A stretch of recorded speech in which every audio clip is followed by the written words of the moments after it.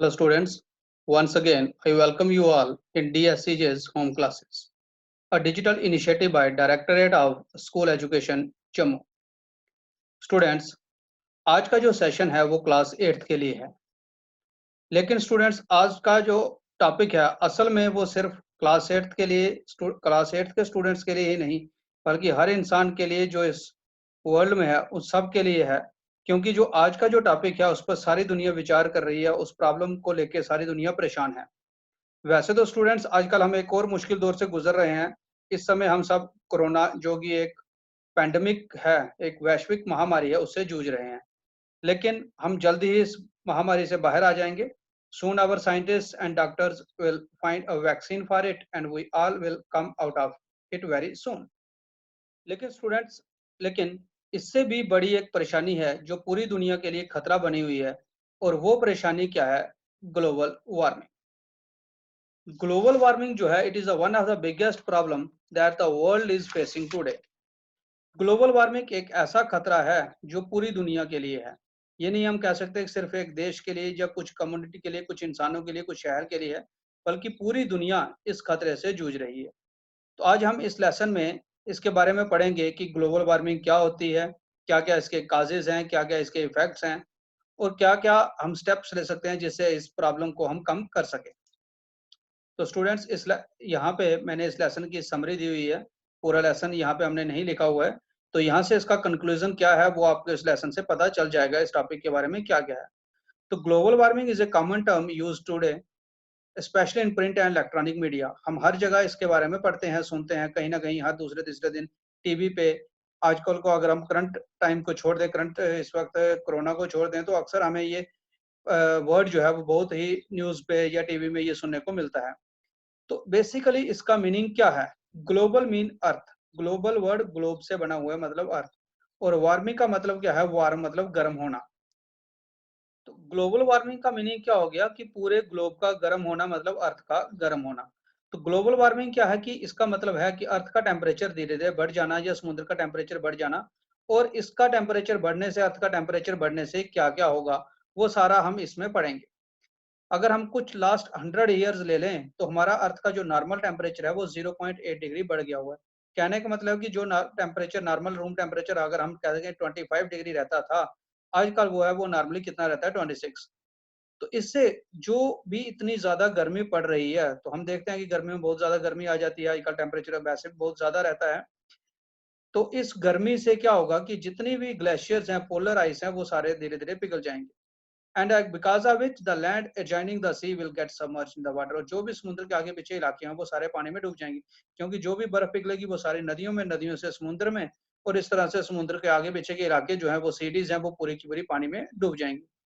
इसके अलावा जो है वो precipitation, it will change the amount of pattern of precipitation. मतलब बारिश, प्रेसिपिटेशन मतलब हो गया रेनफॉल या स्नोफॉल। तो उनका भी पैटर्न और अमाउंट चेंज होता जा रहा है। पहले हम कहते थे कि यूजुअली मार्च जून जुलाई में बारिशें होती थी, आजकल नहीं होती हैं। आजकल अगस्त सितंबर में भी जाके होती हैं, कहीं पे नहीं होती। तो कई जगह पे बारिश इतनी ज्यादा होती है कि फ्लड्स आ जाते हैं, और कई जगह पे बारिश जो है वो होती नहीं है, वहां पे ड्रॉट्स रहते हैं। तो मतलब कि वहां पे अमाउंट और पैटर्न दोनों ही वो चेंज हो चुके हैं। इसके अलावा कई जगह पे इतनी ज्यादा गर्मी, लू पड़ती है, वेदर कंडीशंस बहुत ज्यादा एक्सट्रीम हो जाती हैं। कहीं पे बहुत ज्यादा बारिश हो रही है, पानी आ रहा है, बाढ़ आ रही है। इसके अलावा प्लांट्स और एनिमल्स की कई स्पीशीज जो है वो एक्सटिंक्ट हो चुकी हैं, मतलब दुनिया से खत्म ही हो गए हैं कि वो इतना टेम्परेचर सहन ही नहीं कर पाए। तो मेन काज जो ग्लोबल वार्मिंग का वो क्या है? Green house gases. Green house gases क्या है कि ये वो गैसेस हैं जो अर्थ का जो हीट रेडिएशंस हैं उसको ट्रैप कर लेती है, अर्थ का टेम्परेचर बढ़ाती हैं। बेसिकली सन जो है वो 3 काइंड्स रेडिएशंस एमिट करता है: अल्ट्रावायलेट, विजिबल और इंफ्रारेड रेडिएशंस। इसमें से जो विजिबल रेडिएशंस हैं जो 7 कलर्स की बनी हुई है जिनसे हम दुनिया देखते हैं। अल्ट्रावायलेट रेडिएशन जो है वो मोस्टली एब्जॉर्ब कर ली जाती है ओजोन लेयर की, क्योंकि वो अर्थ पे आ गई तो कई टाइप की बीमारियां हमें लगाएगी, और हीटिंग इफेक्ट भी है। और तीसरा जो whatever heat we feel in the sunlight, that is because of the third kind of radiation, that is the infrared radiation. तो हीट जो है वो इंफ्रारेड रेडिएशन की है। जब ये इंफ्रारेड रेडिएशन अर्थ के ऊपर गिरती हैं तो अर्थ पे टकरा के ये रिफ्लेक्ट होकर वापस चली जाती हैं।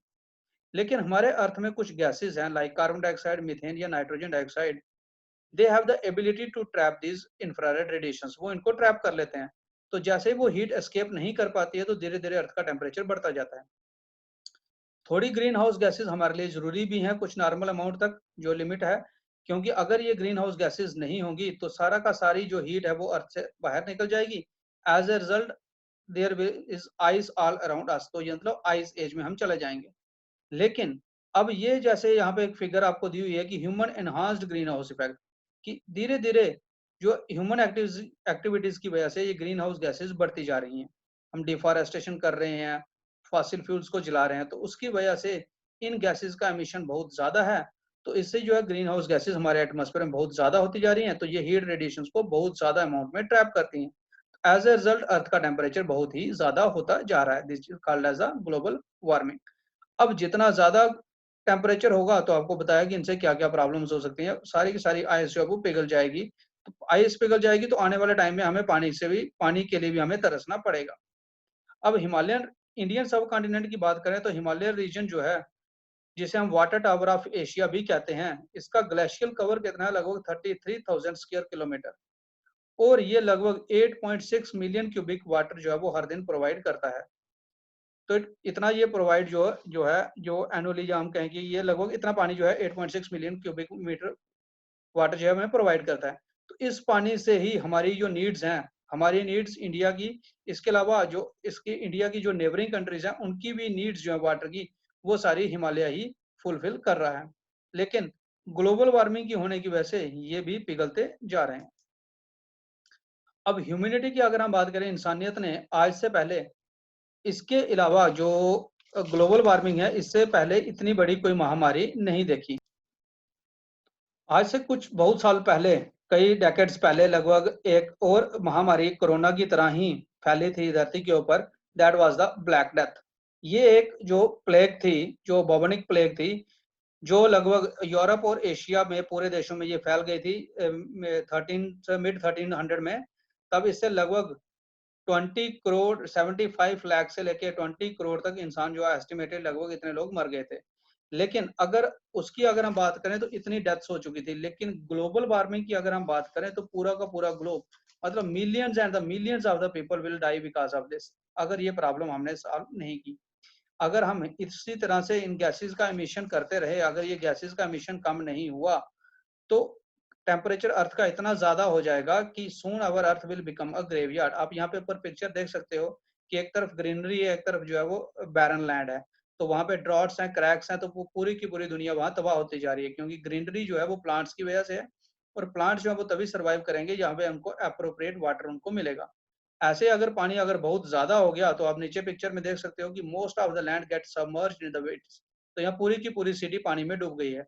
Again it is all because of the global warming, क्योंकि बर्फ पिघली तो पानी जो है वो वहां पे बहुत ज्यादा बाढ़ आ गई।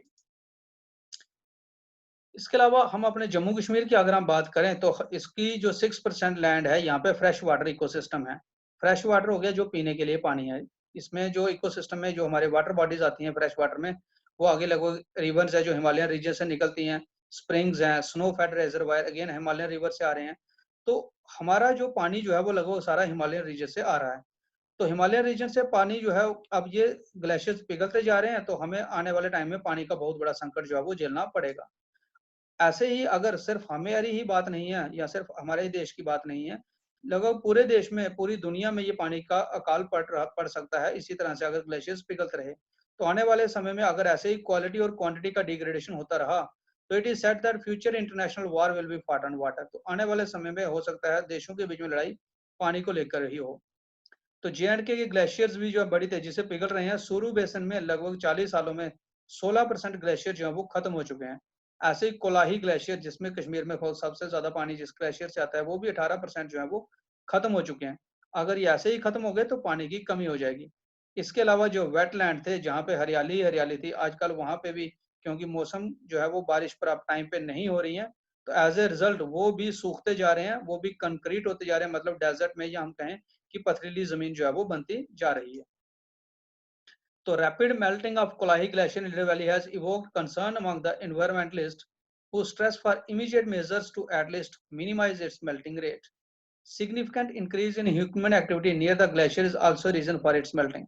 अब आपको बताया कि कोलाही ग्लेशियर जो है, जब इन्वायरमेंटलिस्ट ने देखा कि ये ऐसे ही पिघलता जा रहा है, तो उन्होंने इसके ऊपर जो है वो एक स्टडी की कि अगर हम इसको किसी ना किसी तरीके से हम कुछ ऐसे मेजर्स लें जिससे इसका मेल्टिंग जो है वो पिघलना जो है वो कम हो सके, क्योंकि उसका ज्यादातर पिघलना जो है वो ह्यूमन एक्टिविटीज की वजह से होता है।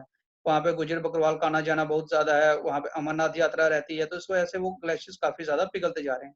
तो हमारे जे&के में the energy and resource institute TERI इसने क्या किया कि कोलाही ग्लेशियर को ऐसे इंडेक्स ग्लेशियर लिया कि 4-5 साल इसकी स्टडी करेंगे, कि इसमें देखेंगे वो कि कौन कौन से मेजर्स जो हैं वो लेने चाहिए इसको प्रोटेक्ट करने के लिए, क्या क्या कारणों से ये पिघल रहा है। फिर इसके अलावा वो बताएंगे कि हम कौन कौन से मेजर्स लें जिसका इसका ग्लेशियर्स का पिघलना जो है, इसका रिसेशन रेट वो कम किया जा सके। इसके अलावा जो ग्लोबल वार्मिंग से एक और प्रॉब्लम जो है, इसी प्रॉब्लम जो ग्लोबल वार्मिंग की वजह से होती है वो क्या है, occurrence of high velocity storms. हमारे जे&के की अगर हम बात करें, in valley which has caused devastation of crops and fruits.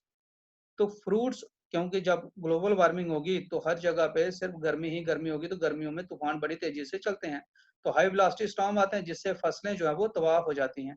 तो ऐसे ही कश्मीर में भी बहुत नुकसान हो रहे हैं। Kashmir has witnessing drastic change in precipitation as well as seasonal change, कि प्रेसिपिटेशन प्रेसिपिटेशन मतलब बारिश या बर्फ, वहां पे भी इरेगुलर स्नोफॉल, इरेगुलर रेनफॉल है, कहीं पे बहुत ज्यादा कहीं पे कम। तो हर जगह पे रेगुलर अमाउंट में या जो रिक्वायर्ड अमाउंट में नहीं हो रही है, जिसकी वजह से कि इतनी ज्यादा प्रॉब्लम आई है कि पहले हम जो कहते थे कि भाई अक्टूबर नवंबर में सर्दियां आएंगी या मार्च अप्रैल में गर्मियां आएंगी, अब वो सीजनल कैलेंडर ही खराब हो चुके हैं कि उनके बीच में कि हम सीजन को डिमार्केट या डिफरेंशिएट ही नहीं कर पाते। तो इतना ज्यादा ग्लोबल वार्मिंग की वजह से ये प्रॉब्लम्स आ रही हैं। इसके अलावा ग्लोबल वार्मिंग का असर जो है वो माइग्रेटरी बर्ड्स पे भी हो रहा है, उनका भी साइकिल चेंज हो चुके हैं। मतलब कि माइग्रेटरी बर्ड्स जो गर्मियों के सीजन में आते थे, कुछ पक्षी सर्दियों के सीजन में आते थे, लेकिन ग्लोबल वार्मिंग की वजह से कुछ गर्मियों में यहीं पे रह जाते हैं और कुछ सर्दियों में यहाँ पे आ ही नहीं पाते हैं। और कुछ वर्ड्स तो आना ही टोटली डिसअपेयर हो चुके हैं जम्मू कश्मीर से, क्योंकि because of the global warming, कि वहां पे उनकी माइग्रेशन मूवमेंट जो है वो सीजनल मूवमेंट होने की वजह से वो भी अपनी मूवमेंट जो वो उनकी भी खराब हो चुकी है, उनमें भी डिस्टर्बेंस आ चुकी है। माइग्रेटरी बर्ड्स क्या हो गए कि वो बर्ड्स जो एक सीजन में किसी और जगह पे जाते हैं और फिर कंडीशंस अगर अनफेवरेबल कंडीशंस हो तो किसी दूसरी जगह चले गए, और जब कंडीशंस फेवरेबल होती हैं तो वो वापस अपने इलाके में आ जाते हैं। तो ऐसे ही ये वर्ड्स हैं जो कुछ वर्ड्स इंडिया में या जे&के में आते हैं जब फेवरेबल यहाँ पे होता है, तो जब यहाँ पे फेवरेबल नहीं रहते हैं तो ये वापस चले जाते हैं। लेकिन क्लाइमेटिक चेंज होने की वजह से इनकी मूवमेंट में बहुत ज्यादा असर पड़ रहा है। तो इस ग्लोबल वार्मिंग के क्या-क्या इफेक्ट हो सकते हैं? Erratic snowfall mean irregular snowfall, hotter summers, climatic variability, change of temperature will affect livelihoods. It will also affect plants and other animals. In the backdrop of looming water crisis in most of the Asia, we the custodians of the world tower of Asia cannot afford to the complacent. We need to work with other stakeholders for developing a robust strategy for the sustainable development of water resources in the region. अब इसके असर क्या हो रहे हैं कि climatic variability हो रही है, टेम्परेचर बहुत ज्यादा बढ़ रहा है, तो इससे प्लांट्स और एनिमल्स पे भी असर हो रहा है। इसी वजह से जो है वो हिमालयंस जो है वो भी हिमालयन ग्लेशियर्स पिघल रहे हैं। तो अगर हम, क्योंकि हिमालय इंडिया में है, तो इसलिए हमारा जो है वो ज्यादा फर्ज बनता है कि हम इसको, कि हमारा पानी मिल रहा है तो हम इसमें सेटिस्फाई हो जाए, नहीं, हमें बाकी देशों के साथ में मिलके एक ऐसी स्ट्रॉन्ग स्ट्रेटेजी बनानी चाहिए कि हमें आने वाले समय में पानी की कोई प्रॉब्लम ना हो। कि मतलब कुछ ऐसे स्टेप्स हमें लेने चाहिए जिससे हम इन ग्लेशियर्स को पिघलने से रोक सकें। The child of tomorrow will bear the heavy burden of our indifference if we do not act today. अगर हमने इन ग्लेशियर्स को प्रोटेक्ट करने के लिए, प्रिजर्व करने के लिए कुछ स्टेप्स नहीं उठाए, तो आने वाली जनरेशंस को खामियाजा भुगतना पड़ेगा, नुकसान उठाना पड़ेगा हमारी गलतियों की वजह से। इसलिए if we human do not try to reduce this problem, the human will soon be extinct from change in climate, because of change in climate. So it is the need of our that we should make our earth green and clean. अगर इसलिए अगर हमने इसको problem को solve करने की कोशिश नहीं की तो आने वाले समय में ह्यूमंस जो है यहाँ से एक्सटिंक्ट हो जाएंगे। इसलिए हमारी ड्यूटी है कि हम इस अर्थ को क्लीन और ग्रीन बनाए रखें। तो आई होप कि आपको ये टॉपिक जो ग्लोबल वार्मिंग समझ आ गया होगा कि क्या ग्लोबल वार्मिंग जो है, वार्मिंग कितनी बड़ी प्रॉब्लम है और क्या इसके कितने ज्यादा हम पे नुकसान हो सकते हैं। तो इसलिए हमारा जो है वो सबसे सभी एक as a individual, as a community, as a जो है स्टेक होल्डर, हम सभी का ये फर्ज बनता है कि हम अपने इन्वायरमेंट को प्रोटेक्ट करें, इस अर्थ को प्रोटेक्ट करें। तो this is all about this lesson. अब हम इसके जो है वो क्वेश्चन आंसर्स देख लेते हैं, जो इसका बाकी पार्ट है। तो इसके टेक्सचुअल क्वेश्चंस हैं, पहले हम इनको स्टडी कर लेते हैं। फर्स्ट क्वेश्चन है, why has the earth average surface temperature increased, कि अर्थ का टेम्परेचर जो है वो क्यों बढ़ रहा है? तो अर्थ का टेम्परेचर बढ़ रहा है ग्लोबल वार्मिंग की वजह से। और ग्लोबल वार्मिंग क्यों बढ़ रही है? Because of the increase in the concentration of the green house gases, कि जितनी हमारी एक्टिविटी डिफॉरेस्टेशन है या फॉसिल फ्यूल्स कोल पेट्रोलियम हम जला रहे हैं, इससे ज्यादा ग्रीन हाउस गैसेज रिलीज हो रही हैं, और ग्रीन हाउस गैसेज की वजह से ज्यादा ग्लोबल वार्मिंग जो है वो होती जा रही है, मतलब टेम्परेचर बढ़ता जा रहा है। Why the Himalayan region is called the water tower of Asia? Himalayan region को हम वाटर टावर क्यों कहते हैं? हिमालयन रीजन जो है वो 33,000 स्क्वायर किलोमीटर कवर करता है, और यहाँ से कई स्ट्रीम्स और रिवर्स निकलती हैं जो मिलियंस ऑफ पीपल के लिए जो है वो उनके सर्वाइवल के लिए जो हम जिम्मेवार कह सकते हैं कि वो जरूरी हैं। तो लोगों की जिंदगी जो है वो पानी पे ही डिपेंड है, और पानी जो है वो लगभग कई कंट्रीज को इंक्लूडिंग इंडिया वो इसी टावर से मिल रहा है, इसलिए इसी हिमालयन रीजन से मिल रहा है, इसलिए इसको वाटर टावर ऑफ एशिया कहा जाता है। What are the main source of water in the Kashmir valley? Kashmir valley में मेन सोर्स ऑफ वाटर क्या है? तो फ्लड प्लेन लेक्स हैं, जो वहां से पानी आता है फ्लड से। हिमालयन लेक्स हैं, पेरेनियल रिवर्स है जिनमें पूरा साल पानी रहता है बिकॉज ऑफ द ग्लेशियर्स। इसके अलावा कई स्नोफेड स्प्रिंग्स हैं, स्ट्रीम्स हैं, और भी बहुत सारी जो हम कह सकते हैं पॉन्ड्स हैं, जो वहां पे मेन सोर्स है वाटर का।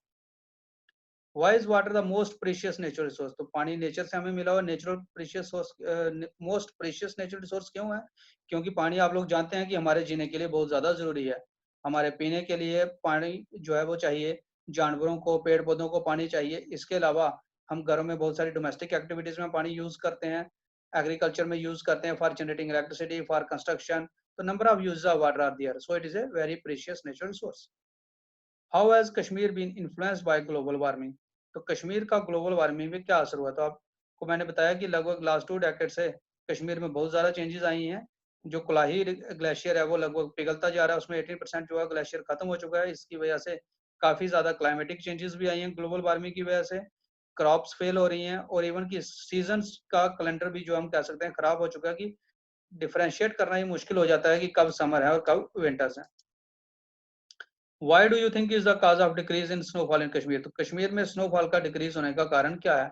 तो ग्लोबल वार्मिंग है, क्योंकि जो क्लाइमेट प्रॉपर नहीं है, सीजन्स प्रॉपर नहीं है, उन सीजन की वजह, तो इन सीजन के जो क्लाइमेट चेंज होने की वजह से जो है बारिश, जो है बर्फबारी वो प्रॉपर नहीं हो रही है, क्योंकि कभी सर्दियां जो टाइम पे नहीं आ रही हैं, गर्मियां टाइम पे नहीं आ रही हैं, इस वजह से जो बर्फ, जो स्नोफॉल जो है वो भी बहुत कम होता जा रहा है। नेक्स्ट क्वेश्चन है, what has been the impact of global warming on J and K so far? कि जे.एंड.के पे ग्लोबल वार्मिंग का अभी तक कितना असर हुआ है? तो बुरा ही असर हो रहा है, सिर्फ जे.एंड.के पे नहीं पूरी दुनिया पे हो रहा है। एक तो सीजन जो है वो उनका कैलेंडर खराब हो चुका है, हमें नहीं पता ही नहीं चलता कि कब सर्दियां कब गर्मी है, क्योंकि अचानक ही बारिश आ जाती है। डिलेड विंटर्स हैं, जो सर्दियां अक्टूबर में शुरू होती थी आजकल दिसंबर एंडिंग में जाके होती हैं। इसके अलावा हाई वेलोसिटी स्टॉर्म्स आ रहे हैं, जिससे काफी ज्यादा फसलों का नुकसान हो जाता है। बर्फ कंटिन्यूसली पिघलती जा रही है, तो पानी की भी कमी जो है वो हमारे जे.एंड.के में बहुत ज्यादा हो रही है। नेक्स्ट है, what role do the scientist play in J and K to deal with the problem of global warming? तो जे.एंड.के में साइंटिस्ट का क्या रोल कर रहे हैं या क्या वो काम कर रहे हैं? तो आपको बताया था कि साइंटिस्ट ने कोलाही ग्लेशियर को एज ए इंडेक्स ग्लेशियर बनाया हुआ है, जो लीडर वैली में है। तो इसको वो लॉन्ग टर्म मॉनिटरिंग करेंगे, और इसके बाद देखेंगे कि वो जो कि कौन कौन से ऐसे कारण हैं जिसकी वजह से ये ग्लेशियर पिघल रहा है। तो हम मेजर्स लें कि जिससे हम इसका रिसेशन रेट, जो पिघलने का रेट है, उसे कम कर सकें, ताकि जो है वो हमारे ग्लेशियर्स जल्दी ना पिघलें, और हमें पानी जो है वो आने वाले कई सालों तक आसानी से यहाँ पे मिलता रहे। नेक्स्ट है, what do we as individuals need to do deal with the problem of global warming?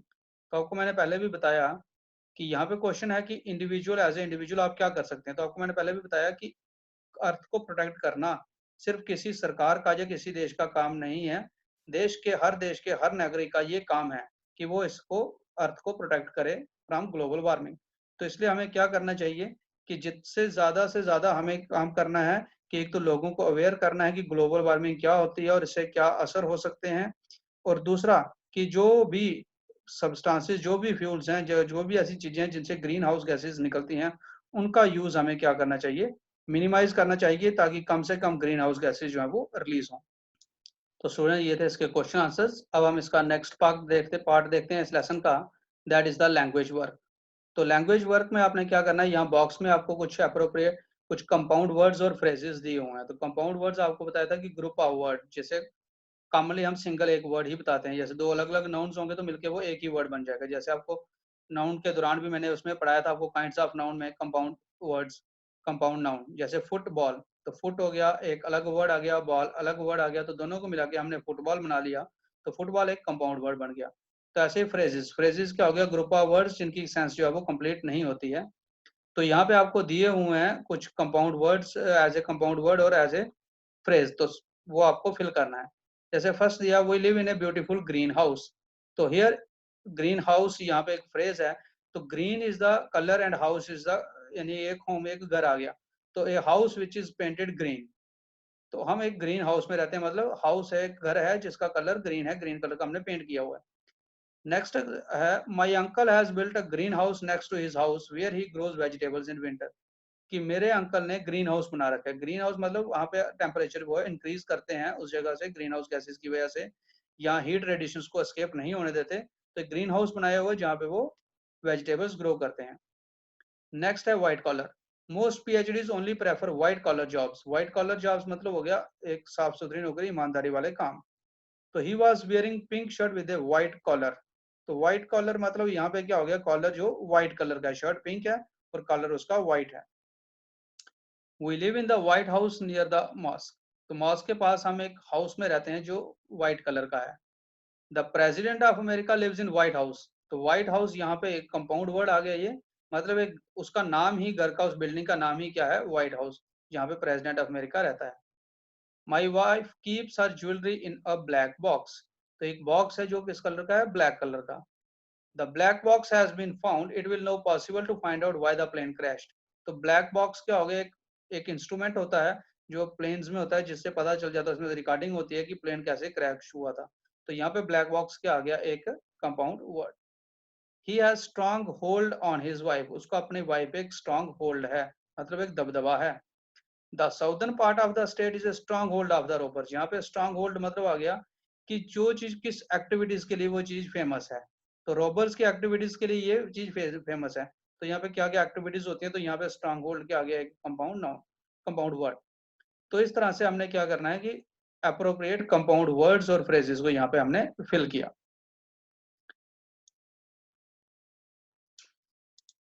फिर उसके बाद नेक्स्ट आता है कि आपको कुछ फ्रेजेस या एक्सप्रेशन दिए हुए हैं, लेसन से हमने चूज किए हुए हैं, तो आपने उनको अपने से सेंटेंसेस बनाने हैं, उनको यूज करना है। जैसे इन प्रोग्रेस, कोई चीज चल रही हो।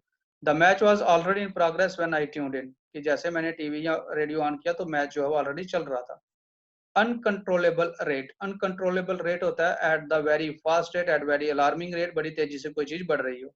The population of India is increasing at an uncontrollable rate, कि वो कंट्रोल में नहीं है, अनकंट्रोल मैनर में बढ़ रही है। Across the globe, across the globe मतलब हो गया पूरी दुनिया के लिए। The global warming is a major threat across the globe, पूरी दुनिया के लिए एक मेजर थ्रेट है। In the backdrop of, backdrop of आ गया कि हमारी बैकग्राउंड, एक इमेजिनरी बैकग्राउंड, हम बैकग्राउंड में हम कोई चीज रखते हैं तो हम बोलते हैं कि वो उसे क्या कहेंगे, हम backdrop. The mountains provide a perfect backdrop for the wedding photos, की जैसे आप कोई फोटो खिंचवाते हो तो आप देखते हो बैकग्राउंड में सीनरी अच्छी आनी चाहिए, तो यहाँ पे है कि माउंटेन्स जो है वो वेडिंग फोटो के लिए अच्छे हैं, वहां पे पीछे बैकग्राउंड उसकी ऐसी होगी। At an alarming rate mean very fast, glaciers are melting at an alarming rate, मतलब चिंताजनक रेट पे है हमारा, एक बड़ा ही चिंताजनक, जो कि एक टेंशन वाले रेट है कि इसी तरह से होता रहा तो खत्म हो जाएगा। एंड इरिटेटिंग चेंज, जो हमें परेशान करने वाला हो, तो pollution leads to an irritating change in the environment.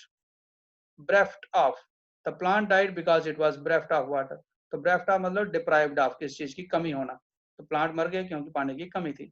Dried up मतलब सूख जाना, तो most of the lakes in Jammu city have dried up due to global warming, तो ग्लोबल वार्मिंग से सूख गई हैं।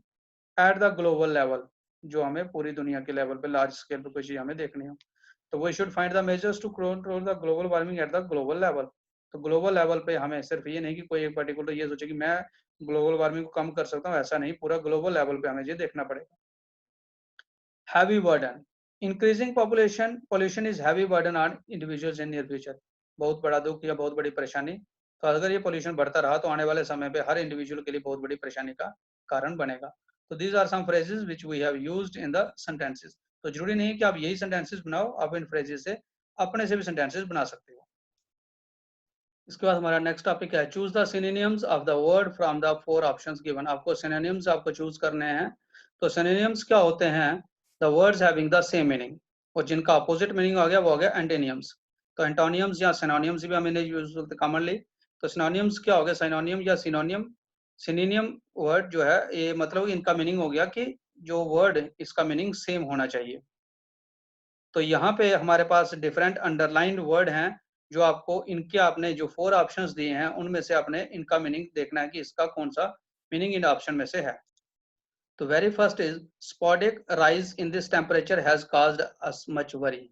तो स्पॉडिक का मीनिंग यहाँ पे अगर हम देखें तो वो फ्रीक्वेंट है, एरिक्सम है, इररेगुलर है, तो स्कैटर्ड है। तो स्पॉडिक का मीनिंग क्या है? इररेगुलर, मतलब irregular rise in the temperature has caused us much worry. Next is the reading of poetry is not congenial to his state। तो congenial जो है इसका मीनिंग क्या है? सूटेड है, बेनिफिशियल है, हेल्पफुल है या प्रेफरेबल है। तो congenial का मीनिंग क्या होता है? सूट करना।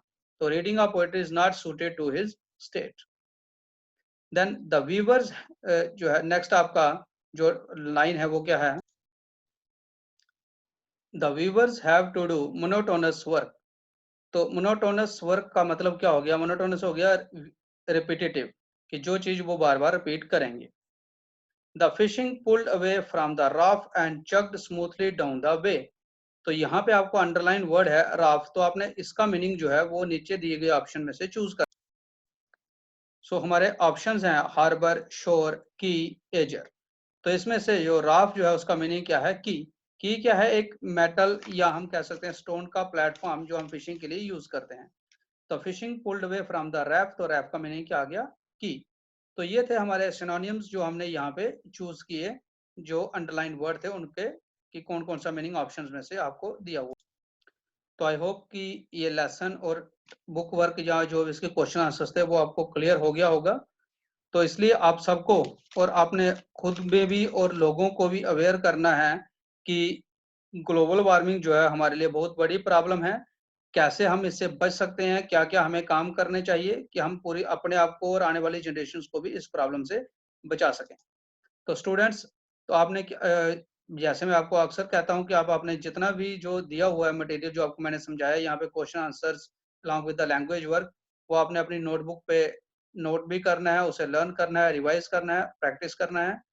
तो आई होप कि आपको ये सारा लेसन क्लियर हो गया होगा और ये टॉपिक भी आपको समझ में आ गया होगा ग्लोबल वार्मिंग, क्योंकि आगे फ्यूचर में भी आप इस टॉपिक के बारे में बहुत सुनेंगे और आपको इसकी जानकारी होना बहुत ज़्यादा ज़रूरी है। तो इसके बाद आपको नेक्स्ट टॉपिक के साथ मैं आपको दोबारा मिलूंगा। Till then, thank you and have a nice day. Stay happy, stay home and stay safe. Thank you.